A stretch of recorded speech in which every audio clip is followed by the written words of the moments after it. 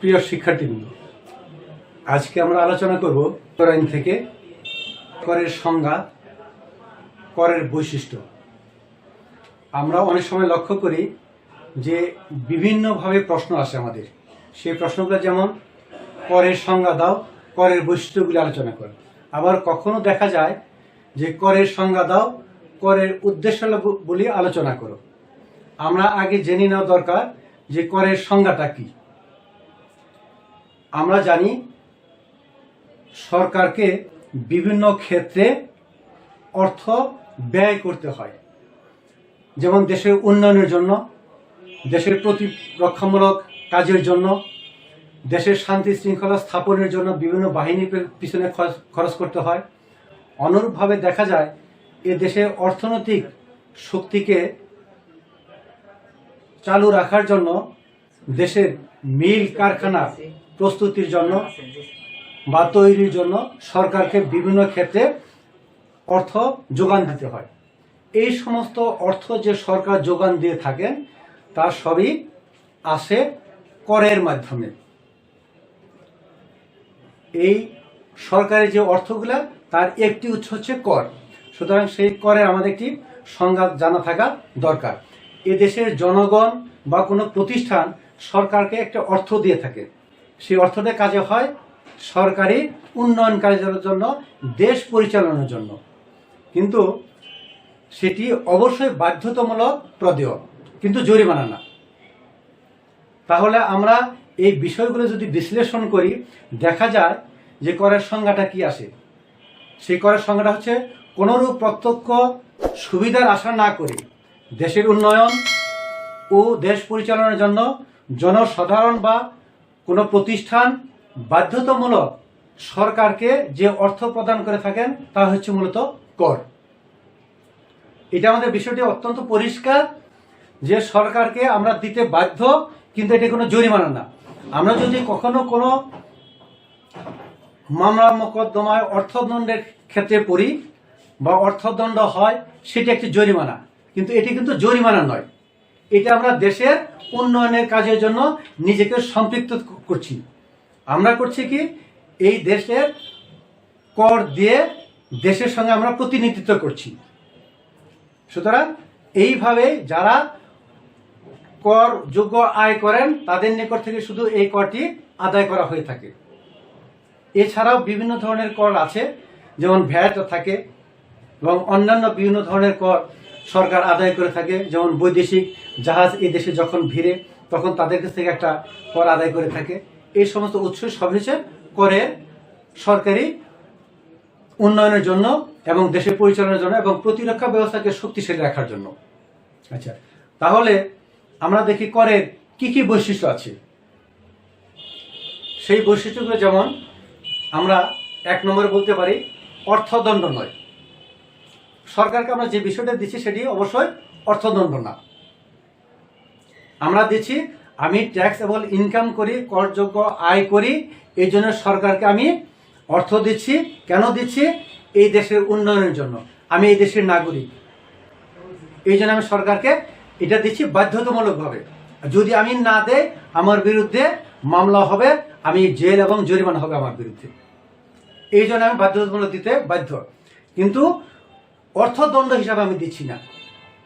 আমি দিচ্ছি এটা কর, এটাকে এই জন্য বলা হয়েছে এটা অর্থদণ্ড নয়। আচ্ছা, আরেকটা কথা বলা হয়েছে, আরেকটা বৈশিষ্ট্য আছে বাধ্যতামূলক প্রদেয়। বাধ্যতামূলক প্রদেয় কথাটা এই অর্থে বলা হয়েছে, এটি আমি যখন করযোগ্য আয় করব তখন অবশ্যই আমি সরকারকে বাধ্যতামূলক এই অর্থটা প্রদান করব।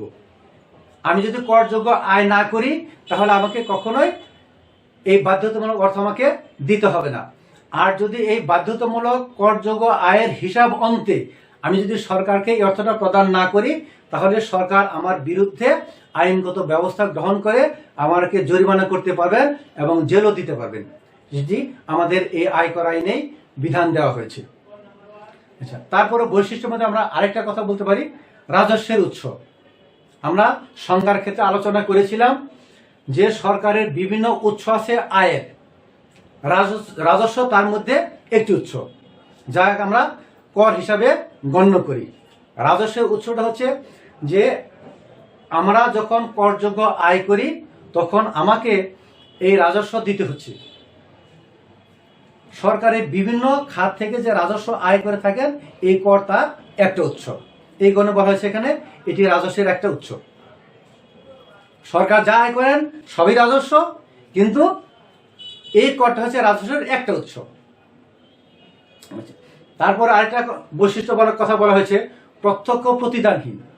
প্রত্যক্ষ প্রতিদানহীন যেটি আমরা সংজ্ঞার ক্ষেত্রে ব্যবহার করেছি, প্রত্যক্ষ সুবিধার আশা না করে। আমরা সরকারকে যে অর্থটা দিচ্ছি এটার থেকে আমরা ডাইরেক্ট কোনো সুফল পাচ্ছি না, কিন্তু আমি কিন্তু ইনডাইরেক্টলি সুফল পাচ্ছি। আমি ইনডাইরেক্টলি কিভাবে সুফল পাচ্ছি? এই দেশের আমার যে করটা নেওয়া হচ্ছে এ দেশের প্রতিরক্ষার ক্ষেত্রে এই অর্থটা ব্যয় হচ্ছে। আবার ব্যয় হচ্ছে কোথায়? এ দেশে যখন উন্নয়ন কর্মকাণ্ড হচ্ছে, যেমন আমরা ধরি রাস্তাঘাট, ব্রিজ, কালভার্ট, শিল্প কারখানা, এই সবই কিন্তু করের আওতায় সরকার যে অর্থটা নিয়ে থাকেন সেখান থেকে সরকার এটি ব্যয় করে থাকেন। সুতরাং এই কারণে বলা হয়েছে প্রত্যক্ষ প্রতিদানহীন। আমি কিন্তু ওই সুবিধা, আমি রাস্তাঘাটে চলার সুবিধা পাচ্ছি। এই অর্থ থেকে দেখা যায় যে সরকারি যে দাতব্য চিকিৎসালয়গুলো আছে বা দাতব্য যে সমস্ত প্রতিষ্ঠান আছে এটি কিন্তু সরকার এই করের অর্থ থেকে সেখানে অনুদান দিয়ে থাকেন। সেই সুবিধাটি কিন্তু আমি নাগরিক হিসেবে পাচ্ছি। সুতরাং এই কারণে বলা হয়েছে যে প্রত্যক্ষ প্রতিদানহীন। আমি ডাইরেক্ট কোনো এটার সুফল পাচ্ছি না, কিন্তু ইনডাইরেক্ট সব ধরনের সুফল এই করের ভোগ আমি এই দেশের নাগরিক হিসাবে ভোগ করছি। সুতরাং এই কারণে বলা হয়েছে এটাকে প্রত্যক্ষ প্রতিদানহীন। আর আমরা সংজ্ঞাতেও ওই কথাটি বলা হয়েছে যে কোনরূপ প্রত্যক্ষ সুবিধার আশা না করে আমি সরকারকে যে অর্থটা দিয়ে থাকি বাধ্যতামূলক, এই কারণে এটি কর বলা হয়েছে। আচ্ছা, তারপরে বলা হয়েছে প্রতিনিধিত্ব। আমি যখন সরকারকে ট্যাক্স দিচ্ছি তখন সরকার আমি প্রতিনিধিত্ব করছি। কারণ কি? আমরা যখন আমাদের পরিবারের মধ্যে আয় করি, একজন পরিবারের মধ্যে 10 জন লোক থাকে, কিন্তু আয় করা হয়তো একজন বা দুইজন। যে ব্যক্তিটি আয় করেন ওই ব্যক্তি দুইজনই বা একজন বা দুইজন ব্যক্তি তার পরিবারের জন্য তিনি প্রতিনিধিত্ব করেন। খেয়াল রাখবেন যে ওই ব্যক্তিটির কথাই সকলেই শুনে, তার কারণ তিনি কন্ট্রিবিউশন করছেন তার পরিবারের জন্য। পরিবারের জন্য যখন কন্ট্রিবিউট করছেন তখন তিনি ওই পরিবারে প্রতিনিধিত্ব তিনি করছেন। আর যিনি কন্ট্রিবিউট করেন তার কথায় সাধারণত অনেকেই মনোযোগ দিয়ে থাকেন। আমরাও অনুরূপভাবে মনে করি সরকার আমাদের যে সমস্ত সুযোগ সুবিধা দিয়ে থাকেন, সরকার আমাদের এই সুযোগ সুবিধা দেওয়ার কারণে সরকার আমাদের প্রতিনিধিত্ব করে থাকেন। আমি যেরকম আমার পরিবারে প্রতিনিধিত্ব করে থাকি, আমি আমার পরিবারকে আয় করে অর্থ যোগান দিই। অনুরূপভাবে আমি আমার আয় থেকে যখন সরকারকে অর্থ দিচ্ছি তখন সরকারের প্রতিনিধিত্ব আমি করছি। একজন ট্যাক্সেবল ইনকাম ব্যক্তি যখন ট্যাক্স দিচ্ছে তখন তিনি প্রথম সারির একজন নাগরিক। আর যারা ট্যাক্সেবল ইনকাম দিচ্ছে না, অর্থাৎ ট্যাক্স যারা দিচ্ছে না, তারা কিন্তু প্রথম সারির নাগরিক হিসাবে তারা গণ্য নয়। তারাও দেশের নাগরিক, তারা সুবিধা পাচ্ছে। কিন্তু যখন কোনো ক্ষেত্রে সরকার কোনো পদক্ষেপ নিতে যাবেন, যিনি ট্যাক্স দিচ্ছেন তার উপর পদক্ষেপটা যেমন হবে অন্য ক্ষেত্রে তেমনটি হবে না, তার কারণ তিনি সরকার প্রতিনিধিত্ব করছেন। আচ্ছা, আর বৈশিষ্ট্যের মধ্যে আমরা আর কি পাই? সম্পত্তি হস্তান্তর। এই কথাটি কেন বলা হয়েছে?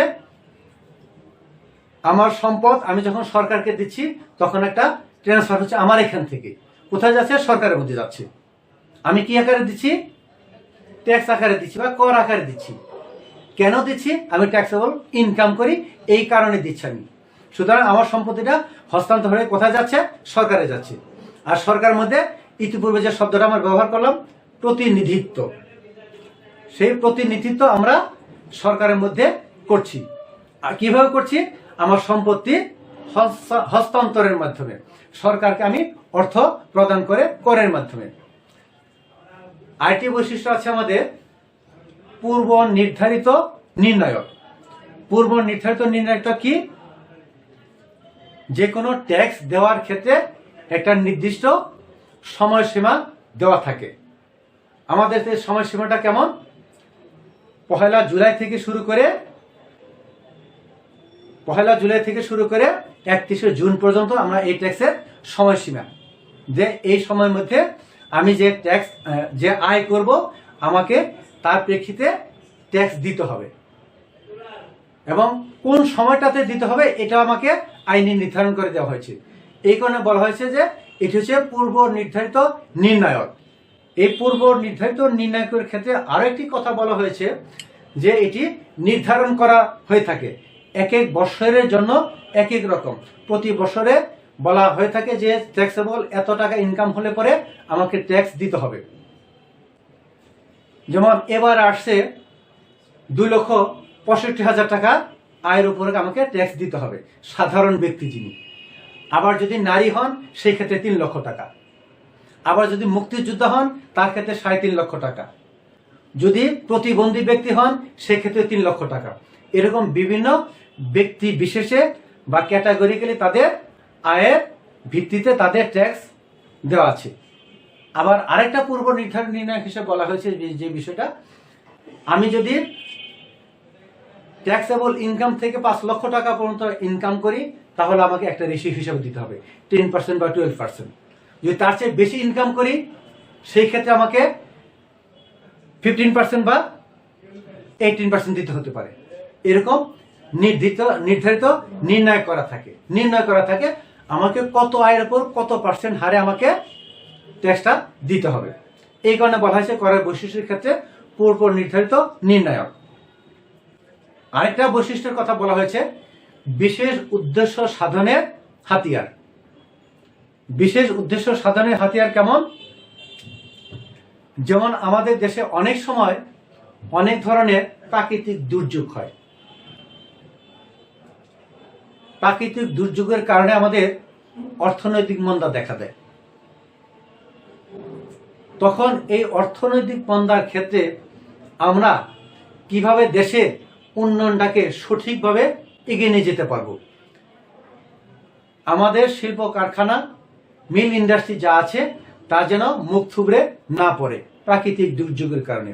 অনেক সময় দেখা যায় দেশে হরতাল বা রাজনৈতিক অস্থিরতার কারণেও অনেক সময় এই ধরনের অর্থনীতির ক্ষেত্রে মন্দা ভাব দেখা দেয়। সেই ক্ষেত্রে আমাদের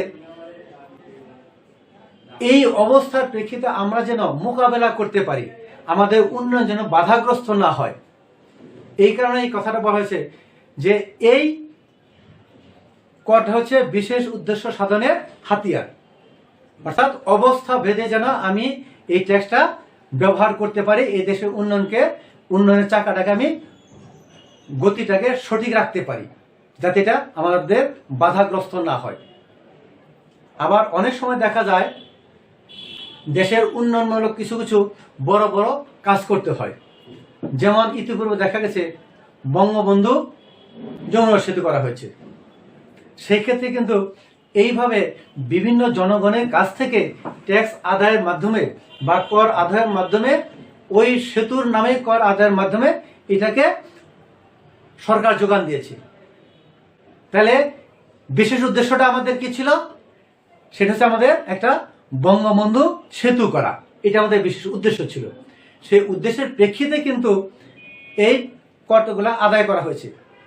সেই সময় আমরা লক্ষ্য করেছি বিভিন্ন বেতন ভোগীদের কাছ থেকে একটা আদায় করা হয়েছে, যারা ব্যাংকে টাকা জমা রেখেছেন তাদের কাছ থেকে একটা অংশ কেটে নেওয়া হয়েছে।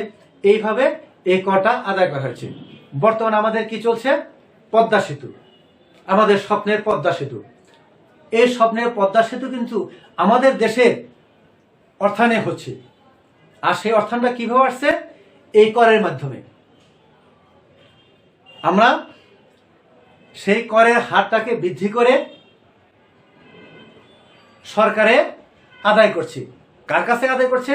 জনগণের কাছ থেকে বা কোনো প্রতিষ্ঠানের কাছ থেকে আদায় করার মাধ্যমে ওই পদ্মা সেতুতে বিনিয়োগ করছি। তাহলে আমাদের এটা বিশেষ উদ্দেশ্য কি ছিল? আমরা পদ্মা সেতু করব। ইতিপূর্বে আমরা লক্ষ্য করেছি যে এই পদ্মা সেতু বৈদেশিক অর্থায়নে করবে। তারা বিভিন্ন অজুহাত তোলে আমাদের অর্থায়নটাকে বন্ধ করে দিল। আমাদের সদস্য সরকার কিন্তু সেটি বন্ধ রাখেননি। তিনি কি করেছেন? তিনি আমাদের অর্থে থেকে কিভাবে আমরা পদ্মা সেতু করতে পারি সেটিকে তিনি বাস্তবায়ন করেছেন এবং সেটি সম্ভব হয়েছে এই করের মাধ্যমে। আমরা যদি এই কর প্রদান না করতাম তাহলে কিন্তু এই স্বপ্নের সেতু আমাদের করা সম্ভব হতো না। সরকার যত ধরনের উন্নয়নমূলক কাজই করুক না কেন, সবেরই মূল ভিত্তিটা হচ্ছে এই ট্যাক্স। আমরা যারা অফিস আদালতে যারা চাকরি করি, গণপ্রজাতন্ত্রের দেশে, যে দেশে গণপ্রজাতন্ত্র বিদ্যমান, জনগণ যে দেশে ক্ষমতার উৎস, সেই দেশে ক্ষমতার উৎসটা কেমন? সরকার কর দিয়েই সেখানে তারা ক্ষমতার প্রভাব ফেলে। কর দেয়, যে কথাগুলো আসছে বৈশিষ্ট্যের মধ্যে, যে প্রতিনিধিত্ব, তারা কর দিয়েই এই ক্ষমতাটা তারা দেখাচ্ছে যে আমরা কর দিচ্ছি, সেই করের আওতায় যারা চাকরি করছেন তাদের বেতন হচ্ছে। কিন্তু আমরা কর দিচ্ছি, কিন্তু আমরা অফিস আদালতে গিয়ে কিন্তু সেই করের সুবিধাটা পাচ্ছি না। এখানে আমরা একটু বঞ্চিত হচ্ছি। এটি আমাদের সচেতনতার অভাব। যারা অফিসে চাকরি করেন তাদেরও সচেতনতার অভাব, আর আমরা যারা দিচ্ছি তাদের সচেতনতার অভাব। কারণ হচ্ছে, যে ব্যক্তি চাকরি করেন তিনি ভুলে যান যে এ দেশের জনগণের ট্যাক্সে বা করে আমার বেতন হয়, সুতরাং তাকে আমি সেবা দিতে বাধ্য। যেমন আমাদের দেশে একটা শব্দ আছে, জেলা প্রশাসক। শব্দটা মানে মনে হয় তিনি শাসন করবেন, তিনি প্রশাসক। এটা মূল অর্থ যদি আমরা করতে যাই, তিনি জেলা প্রশাসক না, তিনি হচ্ছেন জেলার সেবক। তখনই আমাদের প্রজাতন্ত্রের সঠিক মূল্যায়ন হবে, নাগরিকরা মূল্যায়িত হবে। যেদিন তিনি নিজেকে মনে করবেন আমি প্রশাসক না, আমি দেশের সেবক। কারণ এই দেশের জনগণ যে ট্যাক্স দেয়, সেই ট্যাক্সের থেকে আমার বেতন হয়। সুতরাং আমাদের এই সচেতনতার অভাবের কারণে আমরা কিন্তু এই সুবিধাগুলো থেকে বঞ্চিত হচ্ছি। তাহলে আমরা যে বিষয়গুলো পেলাম, করের সংজ্ঞা পেলাম, করের বৈশিষ্ট্য পেলাম, আমরা করের কি কি বৈশিষ্ট্য পেয়েছি আমরা আবার একটু দেখে নেই। করের সংজ্ঞা তাহলে আমার অত্যন্ত পরিষ্কার, যে কোনোরূপ প্রত্যক্ষ সুবিধার আশা না করে দেশের উন্নয়নে এবং পরিচালনার জন্য জনসাধারণ বাধ্যতামূলক সরকারকে যে অর্থটা প্রদান করে তা হচ্ছে কর। খুব সহজ ভাষা যেটা বলা যায়। বিভিন্ন আইনবিদগণ এটাকে বিভিন্নভাবে সংজ্ঞায়িত করেছেন। কেউ বলেছেন এটা হচ্ছে বাধ্যতামূলক প্রদেয়, কেউ বলেছেন এটা প্রত্যক্ষ প্রতিদানহীন, কেউ বলেছেন সরকারের উন্নয়নের জন্য অর্থ প্রদান, কেউ বলছেন সরকারের পরিচালনার জন্য প্রতিনিধিত্ব করা। এক এক আইন বিজ্ঞানী এক একভাবে এটাকে সংজ্ঞায়িত করেছেন। এটাকে সাবস্টেন্স করলে আমরা এই বিষয়টাই পাই যে কোনোরূপ প্রত্যক্ষ সুবিধার আশা না করে দেশের উন্নয়ন ও পরিচালনার জন্য সরকারি কর্তৃপক্ষকে বা সরকারকে যে অর্থ প্রদান করে এদেশের জনগণ, ব্যক্তি বা প্রতিষ্ঠান, তা হচ্ছে কর। তাহলে করের সংজ্ঞা পরিষ্কার। আর বৈশিষ্ট্যগুলো হচ্ছে কি? অর্থদণ্ড নয়, বাধ্যতামূলক প্রদেয়, রাজস্বের উৎস, প্রতিনিধিত্ব, সম্পত্তি স্থানান্তর বা হস্তান্তর, পূর্ব নির্ধারিত নির্ণায়ক, আর বিশেষ উদ্দেশ্য সাধনের হাতিয়ার। এই 8টা বৈশিষ্ট্য লিখলে পরে আমাদের এই প্রশ্নের উত্তরটা পূর্ণাঙ্গ হবে। আমরা এই পয়েন্ট আকারে এটি দেওয়ার কারণটা হচ্ছে যে এই একটি শব্দ আপনাদের যদি জানা থাকে যে অর্থদণ্ড নয়, তাহলে অর্থদণ্ড নয় এই শব্দটি জানা থাকলে আমি 4-5টা লাইনার লিখতে পারবো কেন অর্থদণ্ড নয় বা কি কারণ অর্থদণ্ড নয়, আমরা কিন্তু লিখতে পারবো। বাধ্যতামূলক প্রদেয় এই শব্দটা যদি আমার জানা থাকে তাহলে অবশ্যই আমি লিখতে পারবো যে বাধ্যতামূলক প্রদেয় কেন, এটা আমি লিখতে পারবো।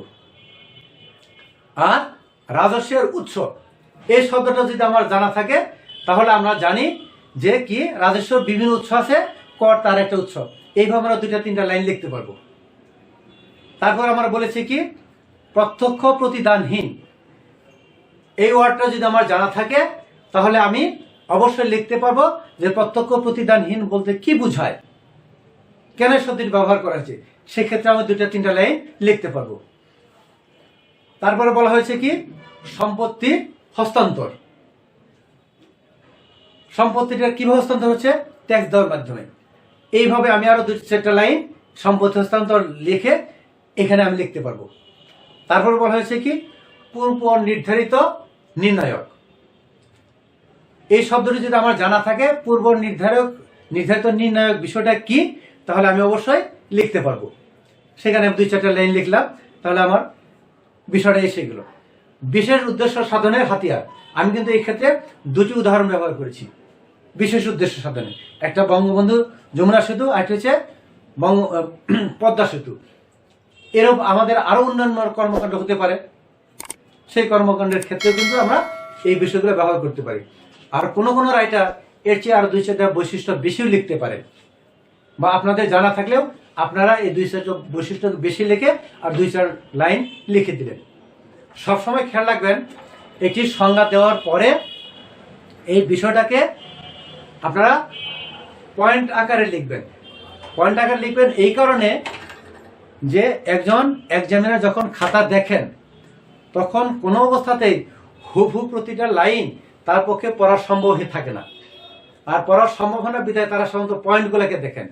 এই জন্য আমি আপনাকে এই লেকচারটা পয়েন্ট আকারে দেওয়ার চেষ্টা করেছি, আর আপনারা এই পয়েন্ট আকারে উত্তরগুলো লিখবেন, যাতে পয়েন্টগুলো দেখলে পরে এক্সামিনার আপনার খাতার প্রতি একটি আকৃষ্ট হয়, যে না ছেলেটা ভালো জানে, ভালোটা বুঝতে পেরেছে। এই বৈশিষ্ট্যগুলো আলোচনার ভিতরে করেছি। কারণ এক্সামিনার তো একটা লাইন দেখলে বা একটা ওয়ার্ড দেখলে বুঝবেন যে কি আলোচনার বিষয়টা আসতে পারে। এই বিষয়গুলো মাথায় রেখে আমরা অবশ্যই প্রশ্নের উত্তরগুলো লিখব। আর সবসময় খেয়াল রাখবেন যে আমি যে ক্লাসগুলো নিব আমি একটা প্রশ্ন দিয়ে সবসময় ক্লাসটা নিই। যেমন আসলে প্রশ্নটা আপনারা লিখে রাখতে পারেন, করের সংজ্ঞা দাও, করের বৈশিষ্ট্যগুলি আলোচনা করো। আমরা করের সংজ্ঞা দিয়ে দিলাম, 3-4 জন রাইটারের 1-2 লাইন করে উদ্ধৃতি দিয়ে তারপর সাবস্টেন্স আকারে করের সংজ্ঞাটাকে আমরা যেভাবে এনেছি এভাবে দিলাম। তারপরে করের বৈশিষ্ট্য 1, 2, 3, 4, 5, 6, 7, 8, 9, 10 যেভাবে আমরা লিখে দিলাম।